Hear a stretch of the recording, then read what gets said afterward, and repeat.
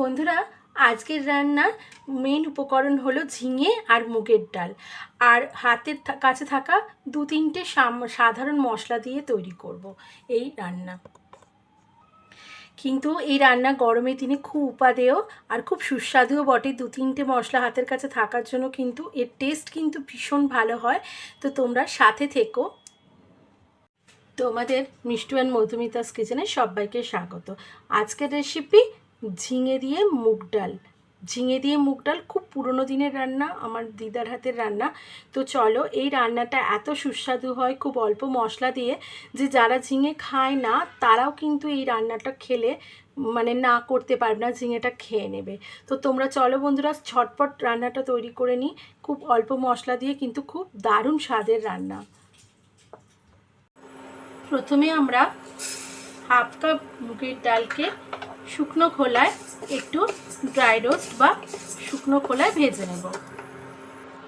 মুগ ডাল থেকে মিনিট খানেক সময় ধরে ভাজার পরে একটা মিষ্টি গন্ধ এসেছে, আর বেশি আমরা ভাজবো না। এইবার আমরা এটাকে খুব ভালো করে ধুয়ে জলে ভিজিয়ে রাখবো 20 মিনিট। ঝিঙেগুলোকে আমি এরম ছোট ছোট আকারে এরম পাতলা পাতলা ছোট ছোট করে কেটে নিয়েছি। এবার আমি একটা বড় সাইজের ঝিঙে ছিল, সেই ঝিঙেটা কেটেছি আর 20 থেকে 25 মিনিট এইটা ভিজিয়ে রেখেছিলাম। এবার এইটা জলটা যাতে ছেঁকে নেব, এইটার সাহায্যে জল ঝরাতে দেবো একটু টাইম পর্যন্ত, যাতে জলটা পুরোপুরি ঝরে যায়, মানে জল একটু জল না থাকে। কড়াইতে সর্ষের তেল দিয়ে দিয়েছি, তেলটা গরম হবে। তেলটা গরম হয়ে গেছে, আমি জল ঝরানো মুগের ডালটা দিয়ে দিলাম, দিয়ে ভালো করে মিনিট 2 সময় ধরে ভেজে নেব।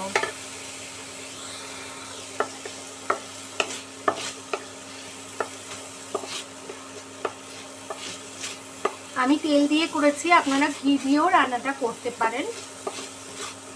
পরে টেস্টের জন্য একটু ঘি লাগবে এই রান্নাতে, তো তখন আমরা রান্নাটা দুবারে করব। একবার রান্না হচ্ছে আর একবার সাঁতলাতে হবে রান্নাটাকে। আমাদের মিনিট 2 সময় ধরে তেলের মধ্যে এটা ভাজা হয়ে গেছে। এবার কিছু মশলা আমরা এটাতে মেশাবো। হাফ ইঞ্চি আদা আর হাফ চামচ জিরেকে একসাথে বেটে নিয়েছি। তোমরা জিরে গুঁড়োও ব্যবহার করতে পারো, কিন্তু বাটা মশলা দিলে সাবেকি রান্না তো সাবেকি রান্নার যে মাত্রা এনে দেয়, স্বাদ এনে দেয়, পুরোপুরি স্বাদ পেতে গেলে তো বাটাটা দিলেই ভালো হয়। হাফ চামচ মতো ধনে বাটা দিলাম। রান্নাটা খুব বেশি হলুদ হবে না, তাই এরকম 1/4 স্পুন মতো হলুদ গুঁড়ো দিলাম। দিয়ে খুব ভালো করে মশলার সাথে মুগের ডালটা আরও সুন্দর করে ভেজে নেব মিনিট খানেক সময় ধরে।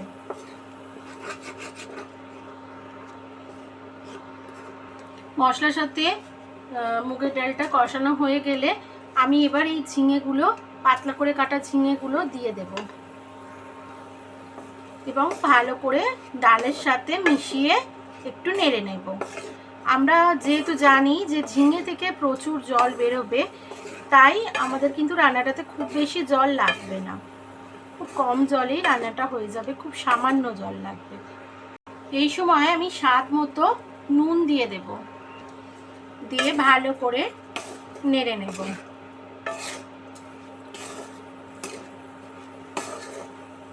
মেশানো হয়ে গেছে, কিন্তু দেখো ঝিঙে থেকে জল ছাড়তে তো একটু সময় লাগবে। এবার আমরা এটাকে একটু ঢাকা চাপা দিয়ে রান্না করব, সেদ্ধ হওয়ার, যাতে ঝিঙেটা সেদ্ধ হয়ে যায়। তো এই সময় এখন জল ছাড়তে একটু টাইম লাগবে, তাই জন্য এখন একটুখানি আমি মশলার বাটি ধোয়া জল দিয়ে দিলাম। আরও 1 টেবিল স্পুন জল আমি বন্ধুরা দিলাম।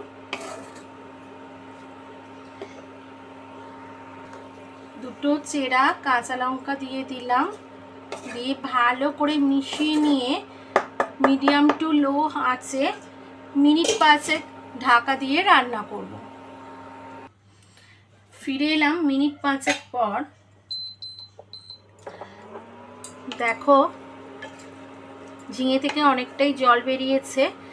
আর এক্ষেত্রে রান্নার ক্ষেত্রে একটা জিনিস লক্ষ্য রাখতে হবে, যে মুগের ডালটা যেন কোনোভাবেই ভেঙে না যায় ডালটা, হ্যাঁ, তাহলে কিন্তু টেস্টটা একটু অন্যরকম হয়ে যাবে। সেদ্ধ হবে কিন্তু ভাঙবে না। আচ্ছা, ঝিঙেটা দেখো সেদ্ধ হয়ে গেছে, কিন্তু আর একটু সেদ্ধ হবে, তাই জন্য আমরা আর একটু নেড়ে ঢাকা দিয়ে দেব, দিয়ে আর একটু রান্না করে নেব। ফিরে এলাম মিনিট 4 পর। এখন একদম প্রথম স্টেপের মানে প্রথম পর্যায়ে রান্না কমপ্লিট হয়ে গেছে। দেখো বন্ধুরা, ডাল কিন্তু ভাঙেনি, কিন্তু সেদ্ধ হয়ে গেছে, আর ঝিঙেটাও খুব ভালোভাবে মিশে গেছে, সেদ্ধ হয়ে গেছে।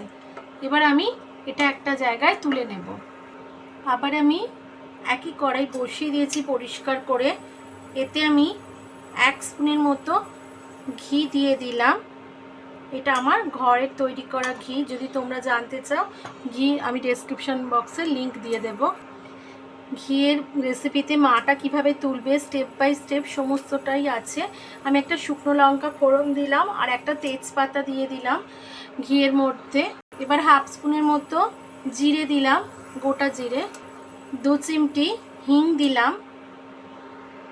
ফোড়নটা হয়ে গেলে, ভালো মিষ্টি গন্ধ এলে, আমি এখানে 1/2 স্পুনের মতো কালো জিরে দিয়ে দিলাম। দিয়ে এর সাথে আবারও ভালো করে নেড়ে নিলাম, কিন্তু আর বেশিক্ষণ রাখবো না।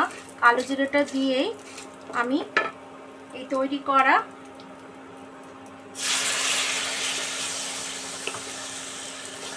মুগের ডাল দিয়ে ঝিঙেটা দিয়ে দেব। মুগের ডালে এবার পরিমাণ মতো আমি 1/2 স্পুনের মতো চিনি দিলাম, তোমরা তোমাদের টেস্ট মতো দেবে।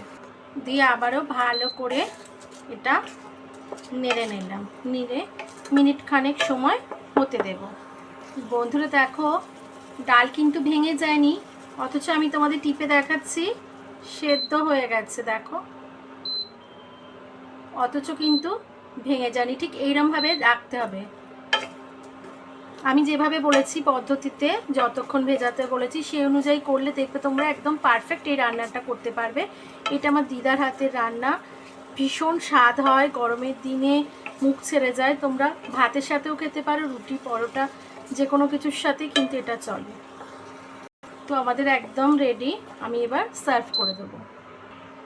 বন্ধুরা, তৈরি হয়ে গেল এই রেসিপিটা। কত সহজে বানানো যায়, কত অল্প উপকরণ দিয়ে এবং ঘরে থাকা অল্প 2টো মশলা দিয়েই আমরা এটা বানিয়ে নিলাম।